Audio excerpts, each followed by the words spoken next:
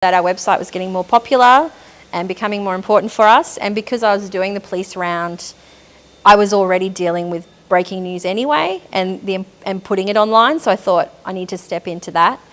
My friend of mine had the digital producer role. He left and went to the ABC. So I took his role and I was a digital producer at the Sunshine Coast Daily. At that time, I was the only digital producer. So I tended to work really crazy hours because I felt obliged to keep the website and Facebook and Twitter ticking over. And Instagram, I was always doing things on the weekends, and I sort of get really involved into any role I'm doing, and I put my all into it, which can make my days very long. So I've learnt to sort of balance my life and work a bit better as I get older. So at the beginning, was it more doing a lot of stuff in your free time? Yeah, definitely. Yeah, it was sort of 13-hour days and that sort of thing. No one was telling me to do that, but I just found if I wanted it to be at the level it should be at, that's what was required. They've obviously changed their model now. There's several, from what I know, there's several digital producers, and it's as it becomes more in demand. But it was a sort of a new world then, which is funny to say because it wasn't that long ago. And obviously newspapers are evolving now, and they're not just a newspaper. So yeah, it was a lot of work outside of hours. And then at the Daily, we could also write features, and I did a lot of travel writing when I was at the Daily. That was definitely in your own time because you just don't have time. I was also the movie reviewer, so that was a nice perk. I got to go to the movies a lot. And I found that really fun and a nice relief from writing about murder and car crashes and horrible things. So that was a fun little side, but it was on your own time. I thought, I'm going to go for this and do it because I thought once I'm in the ABC, you know, I can move from there. And it was a really great decision for me. So I moved to Brisbane and I did casual work, full-time hours but casual, for nearly 2 years, year and a half. That was excellent. The great things about it was I was in a national newsroom, so we're covering national and international stories.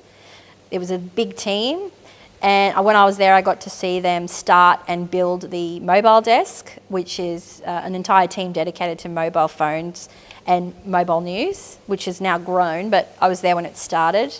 I got to learn social media, using their system to process stories for online, writing headlines, writing teasers, trying to sell a story, how to sell a story on social.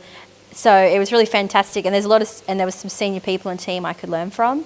The downside of it was shift work, so it was tough. You were starting at 4 in the morning, finishing at 1 a.m. Strange rosters, 6-day rosters, so that was pretty taxing. But everyone was really great in the team, so that helped. And then while I was doing that, I used to do some shifts for Landline, which is the national rural TV program, doing their social media. As luck would have it, Australian Story program was looking for a new digital producer. Their existing one was leaving and was told to basically replace herself and find some options. So they talked to Landline. Landline recommended me, and then I was at Australian Story.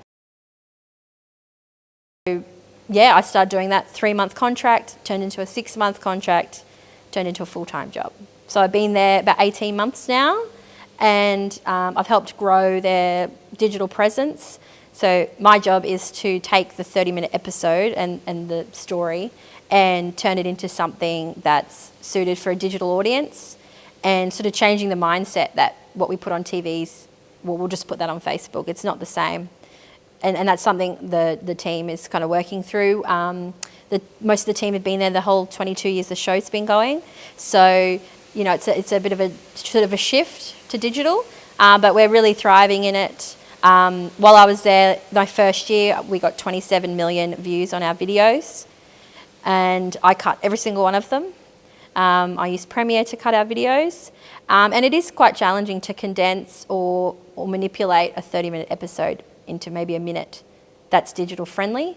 And I try and make the videos a self-contained story, so they can be a standalone story that can be shared to anybody, even if they haven't watched the show. So I am promoting the show, obviously, but I'm not just there to market the show. I'm more about sharing our stories in a new way with new audiences that might not watch our show. Our audiences are generally skewed older, and female, and our Facebook is female and younger. So we're sort of reaching new people. And I also, we upload the episodes to YouTube as well. Yeah, it's very important to target the audience. As I said, the content for TV is very different to the content we put on social media. It has to be bite-sized, easy digestible, understandable, and we also caption what they're saying and do sort of word cards to try and move people through the video. But knowing the audience is extremely important, and a big part of my job is writing reports every week on how our page is going, who our fans are, how long they're watching a video for, when they stop watching, did they put the volume up? These things can kind of shape what I do in the future. But yeah, as I said, it's a definite shift in thinking for a lot of the team, and we're definitely trying to move with the times. I just thought I'd want to be an award-winning journalist. Police reporter, as I said, was my goal. But as technology changed and the industry changed, so did my job description and my job title. And I'm really glad I've gone with it, because it's definitely where it's heading. If the show ever, for some reason, doesn't exist, I feel like we would still have a digital presence somehow. I think, what was I going to say? Yeah, when big stories happen, I do think, oh gee, I wish I was a reporter again and out doing that, because you never lose the thirst for a good story. But I'm still in a current affairs environment. We still do break stories on Australian Story. We have exclusive interviews. I'm still right next door to the ABC News Online newsroom, and I talk to them frequently because we have an online story every week as well as the 30-minute episode. So I'm still thinking about news angles. I help the producers write their stories. They write it, but I help them and write it and sub it for them. I'm still thinking about headlines, how to sell a story. So there's still definitely journalism. Journalism attributes are still really important in what I do, but it's just amazing that my job now didn't even exist when I was at uni. We didn't even really talk about social media when I was at uni. It just didn't exist.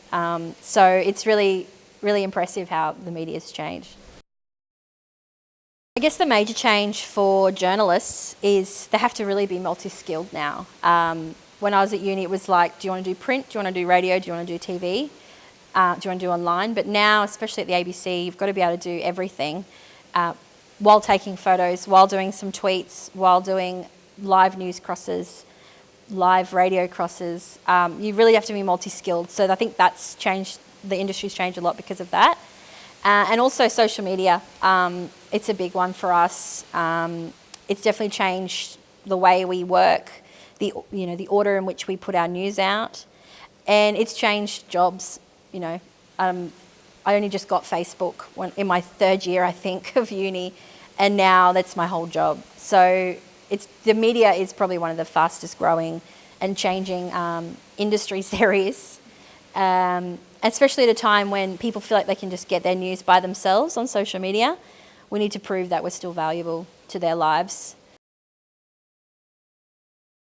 I say be proactive, reach out for internships, or even if they say you can come in for 2 days, take it. It's something to put on the resume. So how important is it for journalists and even students to build a brand for themselves? Yeah, I think it's really important in today's age to brand yourself as a journalist, even if you're a student, have an online presence. When I was police reporter, unfortunately, I wrote a lot of obits for people that had passed away in car crashes and things like that. And the main way we'd reach out to family was Facebook. You'd have to do it in a very delicate way, and if you've got a profile picture of yourself partying or something, it really doesn't look good. So I created a second Facebook just for work purposes. It also allows your contacts to add you on Facebook, and you don't have to be worried. So I could have councillors and the mayor and people like that, and police, be my friend on Facebook and not have any concerns about it. So I think that's a great way, one of the great ways to brand yourself.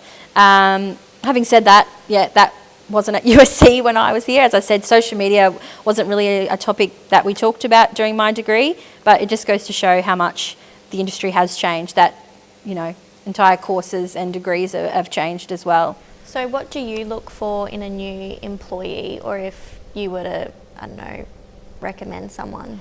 I think for me, a big part of it is confidence, but also team with skills. So yeah, especially in journalism, you can't be a wallflower. You've really got to be confident and be sure of yourself. In journalism, you've got to be really confident, be able to speak well, and be able to connect with people if you want to get your stories. So I look for someone who's confident, someone who isn't afraid to give something a try, even if it might not be right.